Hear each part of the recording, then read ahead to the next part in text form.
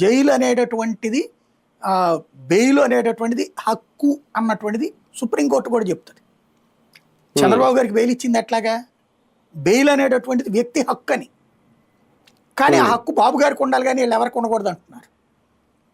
బేసిక్గా ఇక్కడ ఇది ఏంటంటే టెక్నికల్ వార్డ్, మ్యాజిస్ట్రేట్లు ఇట్లాంటి వాటిలో పోలీసుల మాటలకు అనుగుణంగానే స్పందిస్తారు.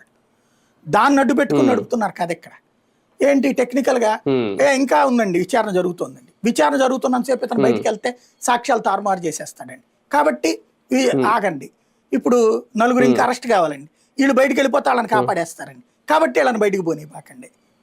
లేకపోతే కనుక ఆ కేసు ఇంకా ఛార్జ్షీట్, ఇంకో సప్లిమెంటరీ ఛార్జ్షీట్. సప్లిమెంటరీ ఛార్జ్షీట్ అనేది ఏంటి?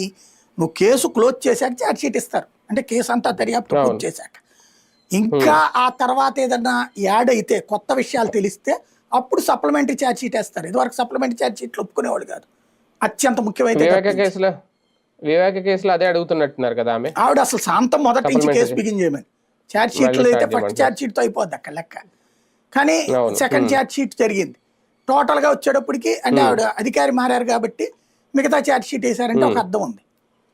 కానీ ఇప్పుడు జరుగుతున్నది అక్కడది ఎట్లాగో ఇక్కడ అంతే అనమాట. Supplementary chargesheet rarest of rare సిచ్యుయేషన్లో వేయాలి. సప్లిమెంటరీ ఛార్జ్షీట్ అనేది ఇప్పుడు ప్రతి కేసులోని ఇది ఒక ఆటగా అయిపోయింది, రాజకీయ కేసులో ఎస్పెషల్లీ నడుస్తుంది.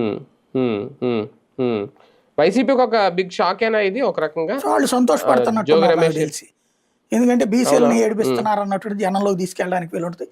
ఇది తప్పుడు కేసు అని జనం కూడా అర్థం చేసుకుంటున్నారని వాళ్ళకి తెలుస్తుంది. షాక్ అవ్వడానికి ఏం లేదు అందులో. ఎప్పటికైనా బయటకు వచ్చేస్తాడు ఈయన, కొంచెం లేట్ అవుద్దేమో అంతే జోగి రమేష్. రైట్, చూద్దాం. మొత్తానికి ఛార్జ్షీట్ అయితే దాఖలు చేశారు నకిలీ మద్యం వ్యవహారానికి సంబంధించి.